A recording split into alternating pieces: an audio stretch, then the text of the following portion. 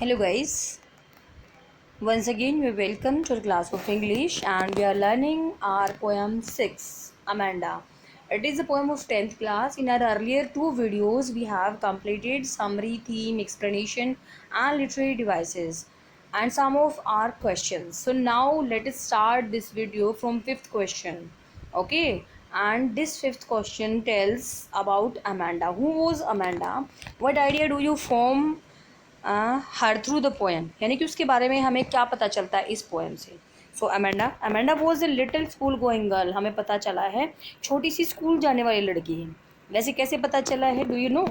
Yes, here the expression has been given that whether she has completed her work or not, homework she has completed or not. So homework is given to a student. That's why we can say that she is a school going girl. She seems to love fairy tales. ऐसा लगता है कि उसको परियों की कहानियाँ बहुत ज़्यादा पसंद है. उसको उस कहानियाँ पसंद है जैसे कि रापुंजल की, मरमेड की. ठीक है. She doesn't like too many instructions. उसको इतनी ज़्यादा इंस्ट्रक्शन बिल्कुल पसंद नहीं है. और वो नैगिंग भी पसंद नहीं करती कि कोई उसको बार बार टोका टाकी करे. और क्योंकि उसकी मदर उसको नैगिंग करती रहती है इसीलिए वो सल्की और मूडी बन जाती है, हमेशा चिड़चिड़ी बन जाती है. ठीक है, हमेशा नाराज़ रहती है. Then doesn't listen to her mother. और फिर इस तरह से अपनी माँ की बातें अच्छे से नहीं सुनती है वो. And starts day dreaming. और सिर्फ डे ड्रीमिंग यानी कि सपने लेना शुरू कर देती है, इमेजिनेशन करना शुरू कर देती है. Next question is why does she dream to be an orphan. क्यों वो एक ऑर्फन बनना चाहती है, क्यों वो एक अनाथ लड़की बनना चाहती है. Amanda, yes, she thinks orphan lead a care free life. उसको लगता है कि जो एक अनाथ बच्चा है वो एक केयर फ्री लाइफ जीता है. There is no one to pester them with instruction. कोई नहीं होता है जो उन पे एक के बाद एक इंस्ट्रक्शन लादता चला जाए. They can wander in the street and make patterns in the soft dust with their bare feet. वो सोचती है कि ऐसे बच्चे नंगे पैर घूमते रहते हैं और धूल में अपने पैरों के निशान बनाते रहते हैं. They don't have to clean the shoes और रूम और टू डू द होमवर्क. उस बच्चे के ऊपर कोई रेस्ट्रिक्शंस नहीं होती कि उसको अपने शूज़ साफ़ करने हैं, अपना कमरा साफ़ करना है या फिर कोई होमवर्क करना है. यानी कि उसको कोई कुछ नहीं कहता, अपनी मर्ज़ी से, फ्रीडम से जीता है और अपने तरीके से अपनी ज़िंदगी को जीता है. तो ऐसा अमेंडा को लगता है. लेकिन बेटा it's not so. If you are thinking like that you are completely wrong. Because life of those orphans is very terrible. Just to think about is just a haunted dream. ठीक है, क्योंकि उनके लिए, बेचारों के लिए सर्वाइव करना ही बहुत मुश्किल होता है. क्योंकि उनके लिए तो प्रॉपर अपनी बेसिक जो नीड होती हैं, उन्हें 2 वक्त की रोटी तक नहीं मिल पाती है. तो ऐसा कहना बिल्कुल गलत है कि वो अपनी ज़िंदगी फ्रीली और आराम से जीते हैं. ठीक है, बहुत अच्छी बात है कि आपके लिए आपके पेरेंट्स हैं. सो आपको ध्यान रखना चाहिए, उनकी प्रॉपर रिस्पेक्ट करनी है. ऐसा कभी नहीं फील करना है कि पेरेंट्स आपके ऊपर अपनी इच्छाएं लाद रहे हैं, क्योंकि बेटा वो चाहते हैं कि you have to be a very good person. That's why they want you to give instruction about your dos and don'ts. 7th question is what made Amanda sulk and become moody. क्या चीज़ Amanda को चिड़चिड़ा बना देती है, क्या चीज़ Amanda को इरिटेट करती है. तो क्या चीज़ें हैं वो? Yes, Amanda sulks and becomes moody when her mother gives her too many instruction. जब उसकी माँ उसको बहुत ज़्यादा इंस्ट्रक्शन देती है तो वो सल्की और मूडी बन जाती है. क्यों? क्योंकि वो फॉलो नहीं करना चाहती उन इंस्ट्रक्शन को. But she cannot dare to ignore them either. और ना ही उसमें इतनी हिम्मत है कि वो अपनी माँ की बातों को इग्नोर कर सके. इसलिए नतीजा क्या हुआ? जिस बात को हम बदल नहीं सकते, जिस बात के लिए हम अपोज नहीं कर सकते, उसका नतीजा ये होता है कि हम चिड़चिड़े बन जाते हैं. तो ऐसा ही कुछ अमेंडा के साथ भी हुआ है. सो our question number 8 says, how does Amanda is seen behaving when the poem starts? Amanda कैसी हमें दिखती है जब हमारी पोएम शुरू होती है, और स्पीकर उससे क्या क्या कहता है, क्या क्या करना है, क्या क्या नहीं करना है. हमारा क्वेश्चन नंबर 8 भी यही है और हमारा क्वेश्चन नंबर 9 भी सेम है. How does Amanda is seen behaving when the poem start. जब पोएम स्टार्ट होती है अमेंडा कैसा बिहेवियर करती है, स्पीकर क्या कहता है. So when the poem begins we find that Amanda is biting her nails. जैसे ही पोएम शुरू हुई हमें पता चला अमेंडा अपने नाखून चबा रही है, अपने कंधों को बार बार झुकाती है और वो बड़े ही स्लाउचिंग पोस्चर में बैठी हुई. स्लाउचिंग का मतलब क्या होता है? एक लेज़ी वे में बैठी हुई है. That's why the speaker ask her to behave normally. और इसीलिए जो स्पीकर है, शायद उसकी माँ, उसका केयर टेकर, कोई भी हो सकता है. ठीक है, वो चाहता है अमेंडा को कि तुम जो है ना बिहेवियर अपना प्रॉपर रखो. He ask her not to bite her nails and hunch her shoulders. वो कहता है कि तुम अपने नाखून मत चबाओ, अपने कंधे मत झुकाओ और बिल्कुल सीधे बैठे रहो. ये सब इंस्ट्रक्शन उसको मिलती है. हमारा क्वेश्चन नंबर 10 बताता है what 3 things the speaker ask Amanda to do which she has not done. कौन सी 3 चीज़ें हमारा स्पीकर चाहता है जो अमेंडा ने नहीं किया है। ठीक है, तो स्पीकर अमेंडा से चाहता है कि she has to do finish her homework, he asked her if she has cleaned up the room, finally asked that whether she has cleaned her shoes or not। यानी कि 3 चीज़ें, होमवर्क किया नहीं किया, कमरा साफ़ किया नहीं किया, जूते आपके साफ़ किए या नहीं किए, ये तीनों चीज़ें पूछता है जो कि अमेंडा ने किए ही नहीं हैं। क्यों नहीं किए? Because she don't want to do, she want to lead a very free life, she don't want to be nagged at all by her parents. Next question हमारा बताता है list the things which Amanda's mother doesn't want her to do. कौन सी चीज़ें हैं जो Amanda की माँ चाहते कि वो ना करे। तो अमेंडा की माँ क्या चाहती है? That she should not hunch her shoulders, अपने कंधे नहीं उसको उचकाने हैं, झुकाने हैं।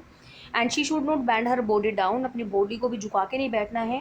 She stops her from eating chocolates, वो नहीं चाहती कि वो चॉकलेट खाए क्योंकि इससे उसकी एक्ने प्रॉब्लम बढ़ जाएगी। She wants her to stop sulking as others would think that she is being nagged by her mother. वो चाहती है कि वो चिड़चिड़ा बनना बंद करे क्योंकि इससे लोग सोचेंगे कि उसकी माँ हमेशा टोका टाकी करती रहती है, यानी कि ब्लेम उसकी पेरेंट्स को लगेगा। अमेंडा चुप रहेगी, नज़रें झुका के बैठी रहेगी, इसका मतलब पेरेंट्स बड़े डोमिनेटेड हैं, कोई ख्याल नहीं रखते बच्चों का, और ऐसा पेरेंट्स बिल्कुल नहीं चाहते हैं कि लोग ऐसा फील करें। क्वेश्चन नंबर 12 है how life on a tower would be different from life anywhere else for Amanda. एक टावर की ज़िंदगी, रापुंजल जैसी ज़िंदगी कैसे अमेंडा के लिए बड़ी डिफरेंट होगी। So life on tower for Amanda would be very different from her reality. उसकी असल ज़िंदगी से बिल्कुल अलग ये उसकी ज़िंदगी होगी, जैसे कि रापुंजल की तरह। She desire to live on the top of the tower, वो भी टावर में रहना चाहती थी, अवे फ्रॉम एवरीडे क्यास, यानी कि हर रोज़ की भागम भाग से, हर रोज़ के कामों से बिल्कुल दूर रहना चाहती थी। Amanda suffers due to the constant nagging from her parents, और अमेंडा ऐसा रहना चाहती है क्यों?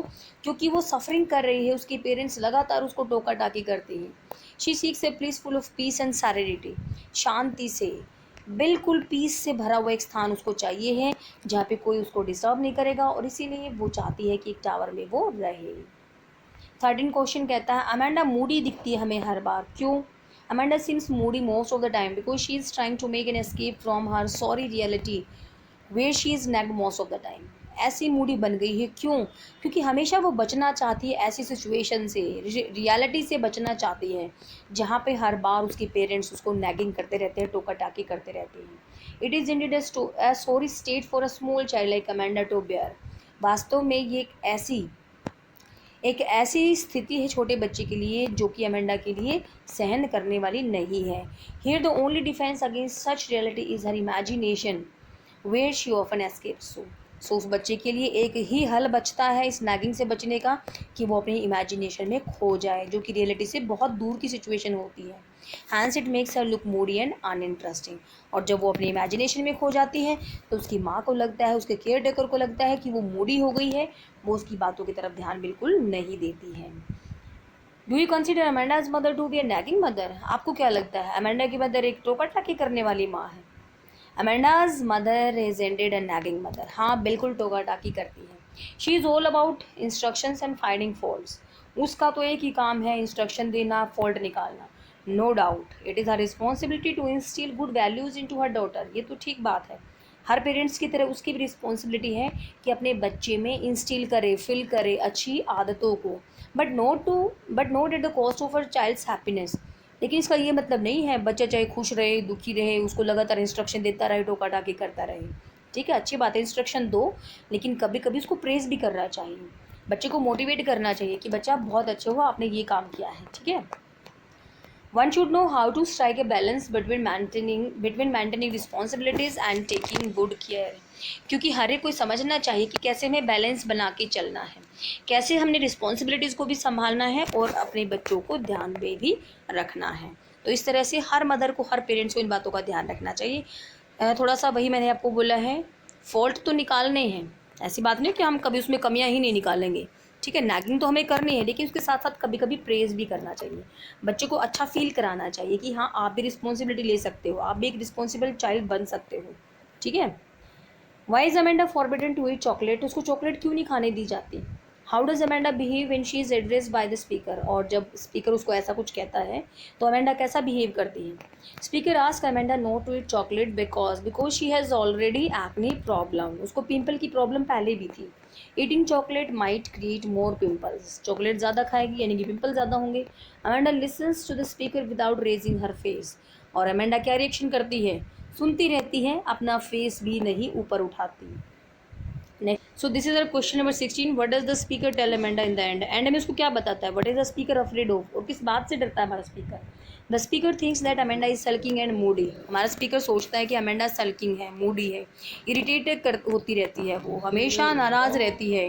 He thinks that Amanda is always Moody. वो ये भी सोचती है कि अमेंडा क्या है, मूडी है. ही आस्क हर नॉट टू सल्क. वो ये भी कहता है कि अमेंडा तुम्हें जो है चिड़चिड़ा नहीं बनना है, क्योंकि उसे लगता है कि फिर लोग सोचेंगे कि हमें हमेशा अमेंडा को नैगिंग करते रहते हैं पेरेंट्स हमेशा टोका टाकी करते रहते हैं. अब कुछ आपके टेक्सचुअल क्वेश्चन हैं. आपको क्या लगता है कि अमेंडा कितनी एज की है और आपको कैसे पता चला. So Amanda's age could be between 10 to 12 years old. हमने कैसे गैस किया, because of the reference to the mermaid और रापुंजल, क्योंकि मरमेड और रापुंजल का इसमें रेफरेंस दिया हुआ है. ये फेरी टेल्स हैं, बच्चों की कहानियाँ हैं, और ऐसी कहानियाँ बच्चे 10 से 12 साल की एज में ही पढ़ते हैं. Do you think the speaker is asking to her. क्या सोचते हैं आप, स्पीकर उसको क्या कहना चाहता है, कौन है वो speaker, who do you think, यानी कि कौन है speaker. One of her parents is speaking to her. हमें लगता है कि उसका कोई माँ बाप ही होगा. We think that probably it could be her mother. हो सकता है उसकी माँ हो. ठीक है, क्यों, क्योंकि इतनी सारी इंस्ट्रक्शन एक माँ ही दे सकती है. Because it's a general perception that children are taken care of by their mothers at home. क्योंकि घर में अगर बच्चा रहता है तो माँ ही उसकी परवाह करती है. ये सब हमने परसेप्शन किया है. Why are stanza 2, 4, 6 are given in parenthesis. मैंने आपको पहले ही बताया था एक टर्म पैरेंथेसिस के बारे में, जो हमें ब्रैकेट में दिया होता है. ठीक है, जो किसी की इमेजिनेशन होती है, एक्चुअल वर्डिंग नहीं होती, लेकिन किसी की थिंकिंग होती है, वो ब्रैकेट में दी होती है, तो वो पैरेंथेसिस होता है. तो यहाँ पे लिखा हुआ है parenthesis is a remark that is added to a sentence. एक सेंटेंस में ऐड किया हुआ एक रिमार्क होता है, often to provide an explanation, जो कि एक्सप्लेनेशन के लिए होता है. हमारा स्टैंजा 2, 4, 6 है, यहाँ पे पैरेंथेसिस यूज हुआ है चाइल्ड अमेंडा का रिएक्शन जानने के लिए. क्यों, क्योंकि उसकी माँ उसको कॉन्टिन्यूस नैगिंग करती रहती है. ठीक है, चलिए now let's move to next question. Who is the speaker of the stanza 2, 4, 6. Do you think this speaker is listening to the speaker in stanza 1, 3, 5, 7. 2, 4, 6 का स्पीकर कौन है, और आपको क्या लगता है कि क्या ये स्पीकर सुन रहा है 1, 3, 5, 7 वाले स्पीकर की बातें. Speaker in the stanza 2, 4, 6 is Amanda. Amanda है उनका speaker. Actually these are not the actual word spoken by Amanda, but these are the thinking of Amanda. Okay, and she's not paying attention at all what the mother is saying, what the another speaker is saying to her. She's lost in her own thoughts. She imagines herself as a mermaid, Orphan and Rapunzel. यानी कि 1, 3, 5, 7 वाले जो speaker, उसकी तरफ कोई ध्यान नहीं दिया जा रहा, बल्कि वो लगातार सोचती रहती है कि वो बने एक मरमेड, एक ऑर्पन और एक रापुंजल बने वो. ठीक है, next question. Do you know the story of Rapunzel. आपको पता है स्टोरी क्या है रापुंजल की. ठीक है, और वो क्यों बनना चाहती है रापुंजल, तो मैंने आपको पहले भी बताया है. The story of Rapunzel is of a girl, of a princess he captured by an old which in a tower. जो कि एक टावर में एक उसको जादूगर ने उसको पकड़ लेती है. The old witch climbs up the tower with the help of the Rapunzel's very long hair which she lets down for her through a window of the tower. जो कि बालों को पकड़ के ऊपर आती है, जो कि रापुंजल नीचे लटकाती है.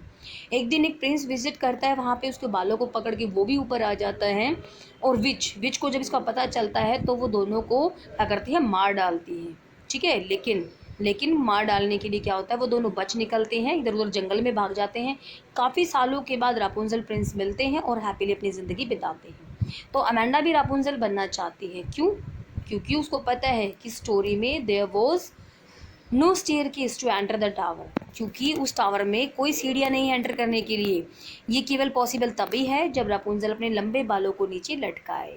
अमेंडा चाहती है कि टावर की ज़िंदगी कितनी शांति वाली होगी, कितनी अच्छी होगी. क्यों, क्योंकि वहाँ पे कोई कुछ नहीं कहता तुम्हें ये करना है, तुम्हें वो करना है, बिल्कुल शांत रहना, फ्रीडम में रहना. और इसीलिए वो अपनी फ्रीडम को कभी भी एस्केप नहीं करना चाहेगी, और इसीलिए अपने बालों को नीचे नहीं लटकाना चाहती कि कोई भी उसको डिस्टर्ब करे. ठीक है, so next question is what does the girl yearn for? किस चीज़ की तमन्ना है लड़की को, क्या किस चीज़ के लिए वो इतनी ज़्यादा विश करती है? What does this poem tell you about Amanda? और इस पोएम में हमें अमेंडा के बारे में क्या पता चलता है? The girl Amanda yearn for freedom and peace in her life. जो लड़की अमेंडा है वो अपनी ज़िंदगी में फ्रीडम और पीस के लिए हमेशा तरसती रहती है। क्यों? क्योंकि she is constantly reminded of her mistake. उसको अपनी गलतियों का हर बार एहसास कराया जाता है। ठीक है। Her parents always want her to follow the code of conduct of good behaviour. उसको चाहते हैं कि तुम हमेशा अच्छा बिहेवियर करते रहो, code of conduct of good behaviour को फॉलो करते रहो। They are doing so because they want their child to be well mannered and obedient. वो ऐसा चाहते हैं क्योंकि उसका बच्चा एक अच्छे मैनर वाला, एक आज्ञाकारी बच्चा बने। लेकिन ऐसा करते हुए वो भूल जाते हैं कि आफ्टर ऑल वो एक बच्चा है and she should be allowed some freedom. उसको आज़ादी देनी चाहिए, थोड़ी देर के लिए उसको अपने तरीके से जीने देना चाहिए। The poet has drawn the reader's attention towards the condition of the children who are constantly oppressed by their elders in the name of good behavior। यानी कि हमारा जो पोइट है वो रीडर की अटेंशन उन पेरेंट्स की तरफ दिलाना चाहता है जो लगातार गुड बिहेवियर के नाम पे अपने बच्चों का शोषण करते रहते हैं, उनको लगातार इरिटेट करते रहते हैं, बहुत सारे डूज एंड डोंट्स उनके ऊपर इम्पोज करके। सो इस तरह से we have completed all our question. I think you are able to complete these questions. If face any problem then ask me. Till then, thank you very much.